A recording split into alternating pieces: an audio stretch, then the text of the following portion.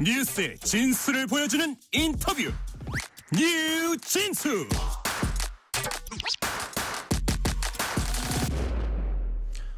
트럼프 미국 대통령이 2기 취임과 함께 쏘아올린 관세 전쟁이 세계 경제에 큰 파장을 낳고 있습니다. 트럼프가 수십 년간 유지됐던 세계 무역 질서의 근간을 뒤흔들면서 총성 없는 전쟁은 현재 진행형입니다. 미국의 셈법은 무엇인지, 또 세계 각국은 어떻게 대응하고 있는지, 급변하는 트럼프 2기 경제 질서, 양준석 카톨릭대 경제학과 교수와 조목조목 짚어보겠습니다. 양준석 교수님 어서 오세요. 안녕하세요. 자, 트럼프 대통령은 2기 행정부 출범 직후부터 마치 이제 속사포 쏘아대듯 관세 정책에 따라 쏟아내고 있습니다. 중국에 대한 20%의 추가 관세 지난 4일부터 이제 이미 시행 중이고요. 철강, 알루미늄 제품에 대한 25% 예외 없는 관세 당장 내일부터 부과되고, 세계 각국에 대한 상호 관세 개시도 다음 달 2일로 예정이 돼 있습니다. 자, 6주간의 숨가쁜 관세 부과 행보, 양준석 교수님은 어떻게 평가하십니까? 너무나 혼란스럽다고 보고 있어요. 네. 그 이유가 뭐냐 하면은 트럼프가 선거운동 때도 관세를 많이 때리겠다고 얘기는 했지만은 네. 그렇지만 그때 이야기를 거슬러 본다면은 주로 중국에 때리겠다. 그렇게 해서 중국 60% 관세, 그리고 또 그 자동차, 특히 네. 멕시코에 수입하는 자동차에 대해서 관세를 때리겠다. 그리고 또 그 구체적으로 얘기는 하지 않았지만은 철강이나 알루미늄에는 일기에 때렸기 때문에 네. 일기 때렸다가 바이든 시대 때 이게 많이 감소됐거든요. 그래서 그거 다시 다시 돌리지 않을까? 그런 식으로 예측은 했지만은, 그렇지만은 멕시코나 캐나다한테 관세를 때리겠다. 그것도 네. 25%. 그거는 말한 적이 없어요. 그 다음에 그것도 이유를 그게 미국의 그 통상법을 충족시키기 위해서 한 면도 있지만은, 그렇지만은 통상 경제에 대한 이유뿐만이 아니라 마약 밀수, 네. 불법 이민 이런 걸 잡기 위해서 하겠다. 이것도 전혀 예상되지 못한 거고, 네네. 상호 관세도 특히 그 동맹 국가인 유럽이나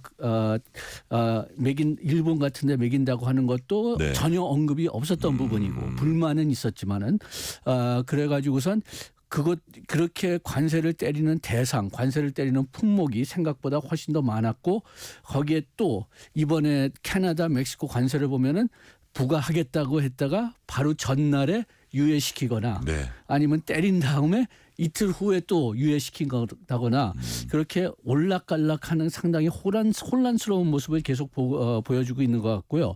조금 더 깊이 들어간다면은 또 그냥 기자들이 그러면 진짜 내일 모레 그 관세를 때리겠습니까? 그리고 정말 또 합니까?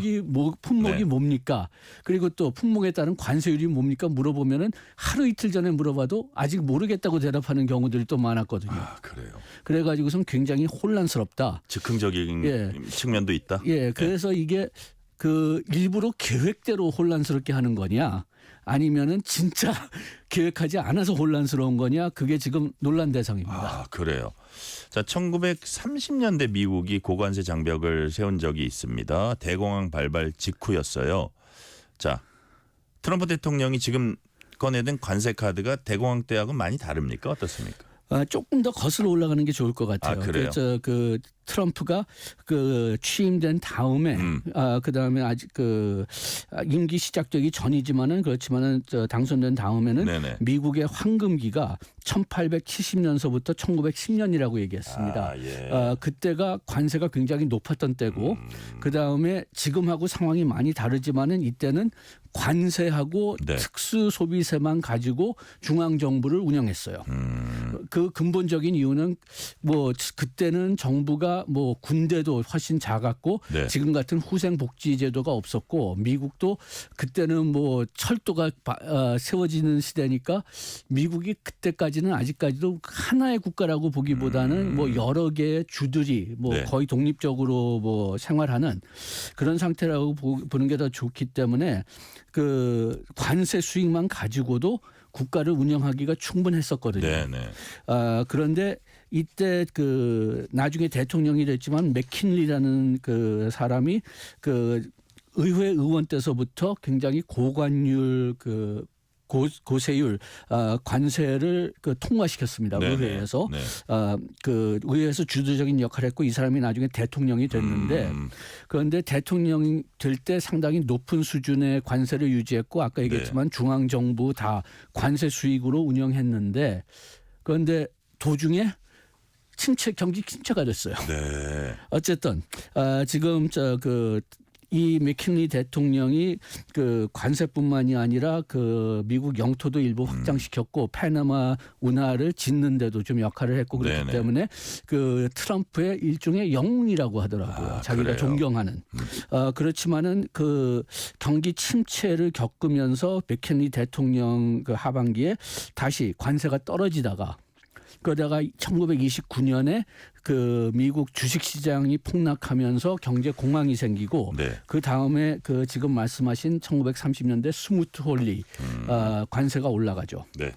그렇다면은 그 맥킨리 그 대통령 1870년서부터 1910년 때는 뭐 정부 재정을 충족하기 위해서 또 국내 경제, 국내 제조업을 보호하기 위해서 네. 그렇게 관세를 때렸다고 본다면은 이 1930년대 스무트 홀리는 그때는 경제 공황이기 때문에 자기 나라의 경제를 혼란서부터 좀 보호하기 위해서 네. 관세를 내렸다고 할 수가 있는데 문제는 뭐냐 이 스무트 홀리 때문에 다른 국가들도 관세를 올리고 서로 보복 관세를 올리면서 뭐 스무트 홀리 때문에 대공황이 본격적으로 시작된다고 주장하는 경제학자들은 드물지만은 다 경제 공황을 크게 악화시켰다. 네. 이것을 전 세계적으로 전파시켰다고 하는 데서는 거의 모든 경제학자들과 역사학자들이 동의합니다. 지금도 시사점이 있다고 보시는 거네요. 그렇죠. 그렇지만은 지금 트럼프 대통령의 그 관세를 올리는 목적이 뭐냐? 네. 이것도 역시 좀 혼란스러워요. 뭐 네. 말로 하는 이유를 본다면은 그렇다면 국내 경제를 보호하기 위해서, 국내 네. 일자리를 보호하기 위해서, 국내 일자리 창출과 국내 제조업 붐. 예, 그런 면으로 본다면은 그 맥킨리 대통령의 그런 그 주장하고 좀 비슷할 수도 있지만은 네. 그렇지만은 또 다른 이유들 아까 얘기했던 뭐 마약 밀수 방지, 또 그 불법 이민 방지, 요거는 아까 얘기했지만은 이게 그 자기가 진짜 원하는 거라기보다는 그 미국 법의 조건을 충족하기 위해서 얘기한 사항일 수도 있지만은 네. 어쨌든 그런 목적으로 한다면은 좀 앞뒤가 맞지 않는 면이 있고요. 네. 그 다음에 또 일자리 보호를 한다, 제조업을 미국에 창출시킨다고 해도 미국이 수입하는 그 물자들의 상당 부분은 원자재이기 때문에 그렇기 때문에 이게 오히려 제조업이나 일자리에 좀 피해를 줄 수가 있어요. 네. 예를 들어서 그 철강 산업, 그 트럼프 일기 때 철강 산업에 대한 관세하고 쿼터를 본다면은 그러면은 철강 산업에서 한 7천 명의 일자리를 구해줬다고 합니다. 네. 그런데 철강을 사용하는 산업에서 3만 5천 일자리를 잃었다고 해요. 네.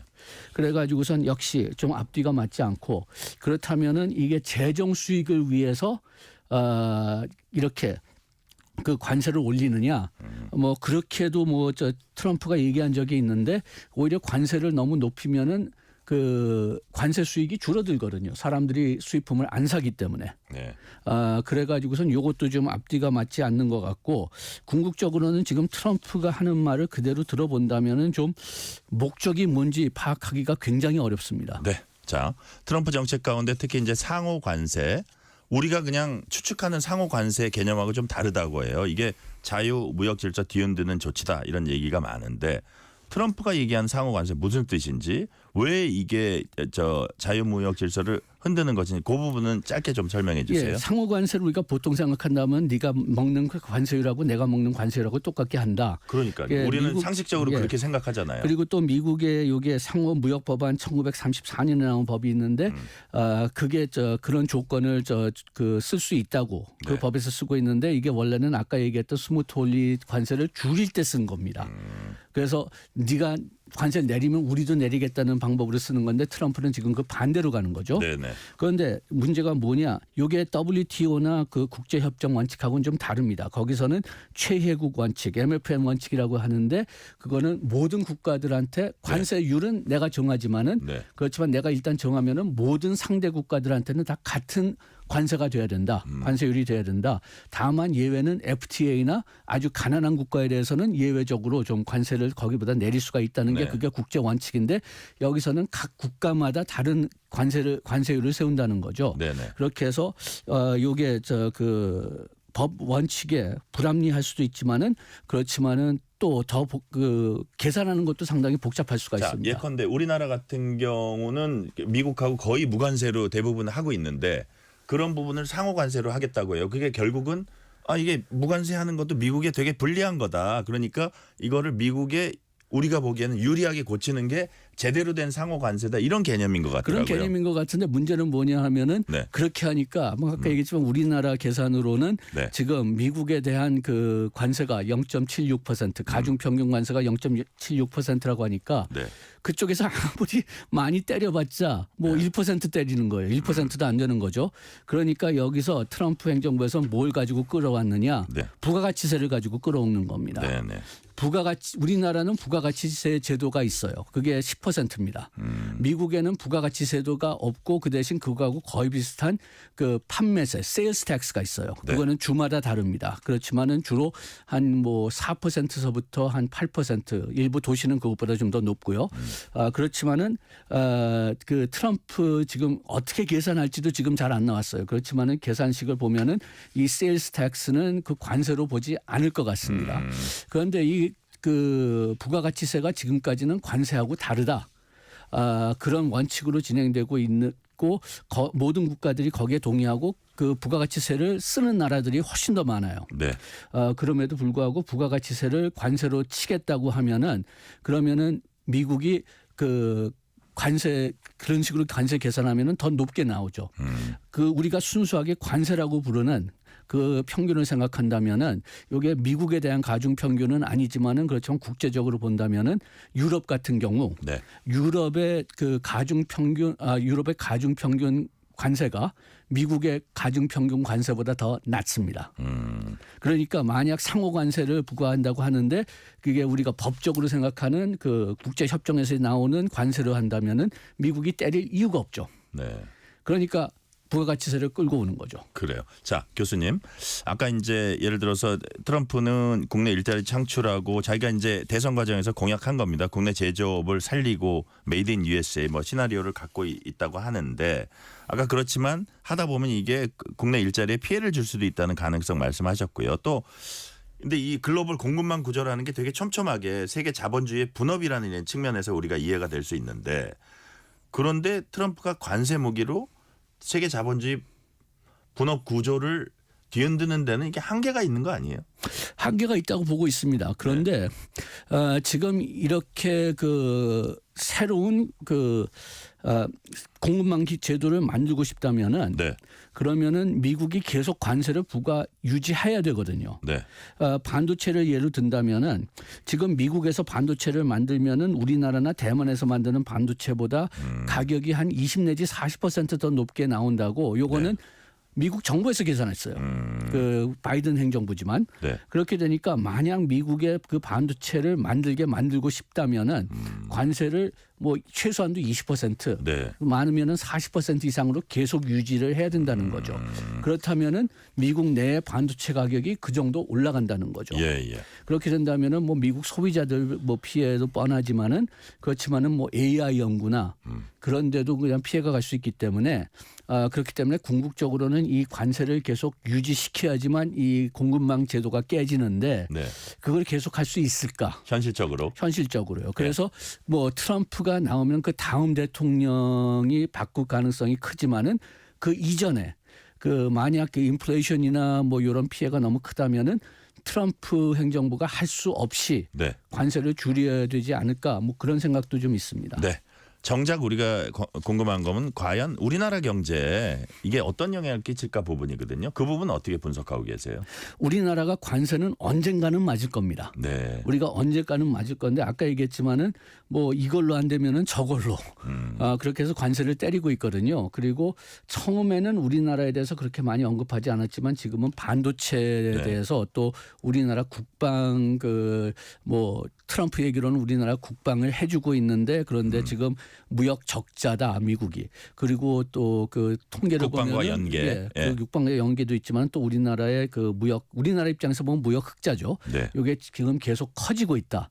그래가지고선 뭐 언젠가는 맞게 돼 있었어요. 언젠가는 맞게 돼 있고 지금도 그냥 맞을 거라고 보고 있는데 우리가 좀 이 방법으로 좀 이런 그 관세를 좀 막는다면은 또 다른 방법으로 또 관세를 다른 데로 늘리는 네. 그런 방법을 좀 생각해낼 것 같습니다. 예를 들어서 뭐 우리가 뭐 협상을 뭐 일본의 예를 드는 게 좋겠네요. 네. 일본 그 트럼프 대통령이 취임하자 거의 직후에 그 일본 총리가 그 선물 많이 가지고선 네. 트럼프한테 갔죠. 예. 그렇게 해서 선물 주니까 그냥 뭐 다 저 트럼프 좋아하고 투자 뭐, 그리고 예. 또 한 사흘 동안은 그냥 또 이게 일본 우리 저 착한 친구다 뭐 저 잘해줬다 그렇게 얘기했다가 한 뭐 닷새인가 일주일 지나니까 또 역시 철강 관세 다른 국가들과 다 같이 맞았죠. 그 당하는 쪽에서는 정신을 못 차릴 것 같아요. 그렇죠. 그렇기 때문에 그런데 트럼프가 이렇게 하나의 산업, 하나의 국가 이런 식으로 돌아가면서 이제 때리고 있으니까 네.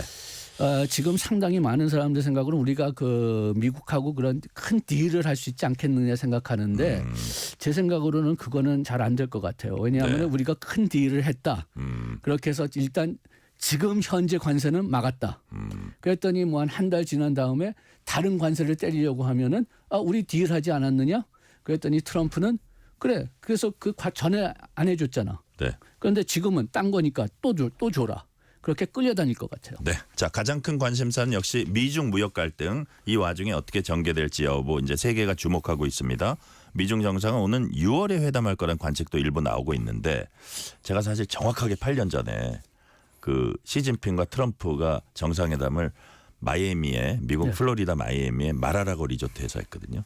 그 앞에서 생방송을 했던 게 정확하게 8년 전인데 자, 지금 같은 상황에서 이 시진핑과 트럼프가 다시 만납니다. 그 만남은 어떤 의미가 있다고 보세요? 지금 그 트럼프가 그 선거 운동 때는 중국을 굉장히 세게 때리겠다고 얘기했고 그때 네네. 관세율 60% 얘기했죠. 네네. 지금 20% 올렸습니다. 그런데 뭐 어떤 품목에 대해서는 사전에 그 관세를 그 부과한 게 있기 때문에 뭐 품목에 따라서 뭐 한 45%뭐 일부 아주 소수 품목은 이미 60%까지 올라갔다고 얘기는 하고 있는데요. 예.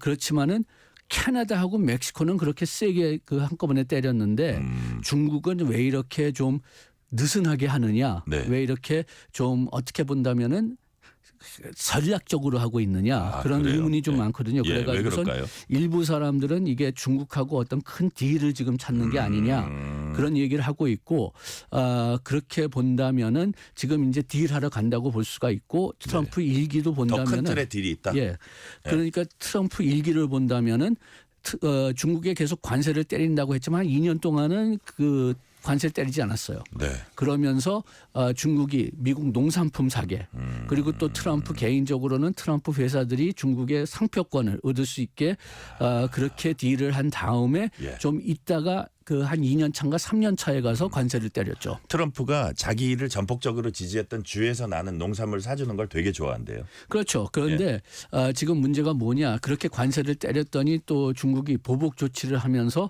그 주들이 피해를 봤죠. 네. 그래가지고선 일부에서는 지금 뭐 트럼프가 뭐 딜을 지금 추진하고 있다고 얘기하는데 트럼프가 중국하고 딜을 할 때 뭐 트럼프나 그 시진핑을 믿을 수가 있느냐 그렇게 주장하는 사람들이 좀 있고 그래가지고선 그런 사람들 생각으로는 이게 딜은 아니다. 아니면 딜이 있다면은 이건 경제 차원의 딜이 아니라 뭐 다른 차원. 더 큰 차원의. 외교나 뭐 네. 국방에 따른 어떤 그런 딜이 아니냐 그렇게 생각하는 사람들도 있고요. 그리고 지금 일단 그 중국이 첫 두 번째 10% 관세를 그 일주일 전인가 그때 매겼을 때는 이렇게 그 트럼프 지지한 주의 농산품을 좀 타겟팅을 했습니다. 네. 그래가지고선 아까 말씀드렸지만 궁극적으로 문제가 뭐냐하면은 지금 트럼프가 끝에 가서 원하는 게 뭐냐. 그걸 지금 알 수 없으니까 그러니까 지금 어떤 딜을 할 거냐 그것도 지금 모르는 상태죠. 네네. 자, 이런 가운데 어제 열린 한미 의원연맹 출범식에 참석했던 조셉 윤 주한 미국 대사 대리 발언이 주목받고 있습니다.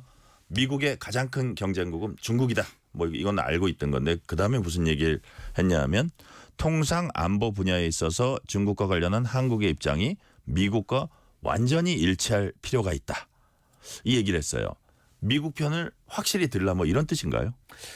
지금 그렇게 읽어야 될 것 같습니다. 지금 어떤 면에서 본다면은 지금 그 트럼프 행정부에서 각종 장관들이 그 외국하고 그 다루는 외국 그 대표들을 다루는 태도를 본다면은 네.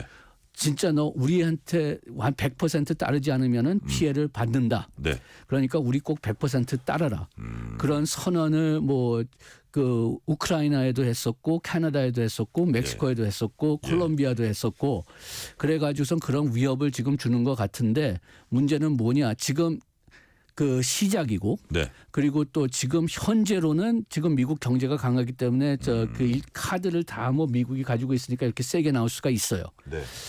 그리고 미국의 이런 위치가 계속 된다면 경제적 뭐 그 강도가 계속 이렇게 잘 나간다면은 그렇다면은 뭐 이런 입장을 계속 유지할 수 있을지 모르겠지만 네.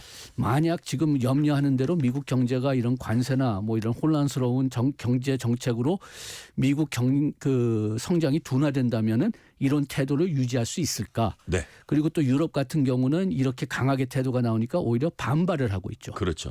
그래가지고선 이게 장기적으로 먹힐 수 있는 정책이냐 여기에 대해서는 다 좀 의문을 가지고 있습니다. 자, 지금 반발 얘기하셨는데 사실 그 우리가 주목할 수 있는 게 캐나다입니다. 캐나다가 지금 마크 카니 전 중앙은행 총재를 새 총리로 선출했는데 사실 미국의 첫 관세 정책 상대였어요. 캐나다가. 이분이 뭐라고 얘기를 했냐면 취임 일성이 캐나다 경제를 약화시키려는 시도를 하는 트럼프가 성공하도록 내버려두지 않겠다였습니다. 큰 소리를 일단 쳤는데 캐나다에 어떤 카드가 있을까요? 캐나다가 어떤 면에서는 카드가 굉장히 약하긴 합니다. 네네. 그 캐나다의 그 경제 구조를 본다면은 네. 그러면은 캐나다의 저 수출 의존도는 우리나라보다 낮아요. 한 저 30%대 정도밖에 안 되지만은 예. 그 대신 그게 대부분 미국에 가고 있어요. 그래가지고선 캐나다 경제 GDP 한 25%가 미국으로 의존하고 네. 있다고 저 그 계산할 수가 있는데 그렇게 되니까 그 어떤 면에서는 달러 대 달러로 본다면은 캐나다가 잽이 안 되긴 하지만 그렇지만은 캐나다가 수출하고 있는 품목들을 본다면 대부분이 식량 에너지입니다. 식량 에너지인데 기억하시면은 바이든이 왜 졌느냐? 저 해리스가 왜 졌느냐?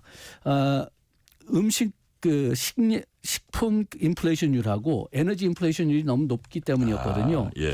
그렇기 때문에 그 달러 대 달러로 본다면 힘이 약하지만은 그렇지만은 그 품목으로 본다면은 상당히 영향력이 있을 수가 있고 네. 그 다음에 또 이 미국, 캐나다, 멕시코의 생산망하고 뭐 인프라가 지금 통합되어 있기 때문에 일부 미국 주에는 캐나다가 전력을 공급합니다. 예. 그래가지고 거기에 대해서도 캐나다가 일부에는 25% 수출세를 지금 부과했죠. 예. 자, 근데 요거는 조금 다른 얘기인데요. 요게 이제 오늘 있었던 일이라서 하나 질문을 드릴게요. 뉴욕 증시가 오늘 폭락했습니다. 그 발단을 좀 살펴보니까 트럼프 대통령의 폭스뉴스 인터뷰 발언이 영향을 미쳤다고 해요. 뭐라고 앵커가 물어봤냐면 미국 경기 침체 예상하느냐 이렇게 그 질문에 과거 대통령도 대부분 아니다. 그 대통령 발언에 민감성이 있잖아요. 했는데 트럼프는 이번이 과도기다 이런 표현을 썼어요. 그래서 어떻게 보면 미국의 경기 침체가 올 수도 있다는 취지의 발언을 미국 대통령이 한 건데 이 정도 발언 갖고도 아주 안 좋은 시그널을 줄 수 있는 건가요? 안 좋은 시그널이 있는 이유가 몇 가지 있어요. 첫째는 예. 일단 트럼프 자신을 본다면은 트럼프 계속 얘기했던 게 관세는 외국인들이 낸다. 그렇기 때문에 그 미국의 인플레이션이나 뭐 경기 침체는 영향을 안 줄 거다. 그런 얘기 계속 했거든요. 그게 모든 경제학자들 동의하는데 그거는 답이 아닙니다. 아, 그래요. 그게 그 미국 사람들이 세금을 내는 셈이지 그 외국 사람들이 내는 게 아니거든요. 그런데 그 말을 지금 조금씩 바꾸기 시작하는 거죠. 네. 그렇게 해서 처음에는 그냥 미국 경제에 전혀 영향이 없을 거라고 얘기하는데 지금 살살 인플레이션이 올라가고 있단 말이에요. 네. 그리고 저 회사들도 경계하고 있고 그래가지고 그거를 인정해야 되는 면이 또 있는데 또 그 주식시장 면에서 본다면은 지금 미국의 주식시장이 부분적으로는 트럼프가 약속한 정책 특히 법인세 인하 때문에 굉장히 과대평가 있었던 사실입니다. 네. 면입니다. 그래서 과대평가된 주식시장이 조절될 거라고 저 주식 그 거래하는 분들은 얘기하고 있었는데 이게 겹친 거죠. 네, 그렇군요. 자, 4927님 문자 하나 소개해 드릴게요. 교수님 말씀대로 글로벌 전쟁 시대입니다. 모두가 힘을 모아야 할 때인데 정치판은 계속 내로남불입니다. 제발 정신 좀 차렸으면 좋겠습니다. 전종철 앵커님 수고하세요. 감사합니다. 자, 마지막 질문 드릴게요. 우리 경제 전반에 걸친 먹구름 가운데 하나가 바로 불확실성입니다. 복잡한 현안들이 이제 실타래처럼 얽혀 있다고 볼 수 있는데, 자, 경제학자로서 불확실성 해소를 위해서 가장 우선적으로 어디부터 매듭을 풀어야 될까요? 지금 뭐 우리나라가 뭐 저 그 수출이 우리나라 경제 GDP의 45%고 그다음에 과거에서도 계속 수출이 우리나라 경제 성장의 엔진이라고 생각했기 때문에 네. 우리가 수출의 불확성을 줄이는 것을 가장 우선순위로 보는 게 보통인데 네. 지금 현재로는 그건 불가능할 것 같습니다. 그래요? 미국의 아까 얘기했지만 트럼프 자신도 지금 뭘 할지 모르는 것 같아요. 그렇게 된다면 첫째 우리가 할 수 있는 것은 해본다. 그러니까 미국 외의 국가들과의 무역 관계를 이번 기회에 좀 강화시킨다. 캐나다, EU 뭐 그런 데서 다변화시킨다? 예. 다변화시킨다기보다는 지금 있는 관계를 더 깊게 한다. 깊게 그렇게 한다. 생각하고 싶습니다. 네네. 그렇게 되면 자연적으로 다변화가 되겠죠. 네네. 그 다음에는 그 우리가 그 수출을 성장 엔진으로 보는 것보다는 최소한도 금년하고 내년은 내수 경제를 엔진으로 봐야 될 것 같아요. 그러니까. 그래서 저 그 우리가 수출을 늘리기 위해서 노력은 해야 되겠지만은 그렇지만은 그 못지않게 국내 소비, 국내 투자를 늘릴 수 있는 방법들을 많이 강구하고 거기에 오히려 돈을 좀 많이 써야 되지 않을까 생각이 되네요. 네. 오늘 말씀은 여기까지 듣겠습니다. 지금까지 양준석 카톨릭대 경제학과 교수였습니다. 말씀 감사합니다. 고맙습니다.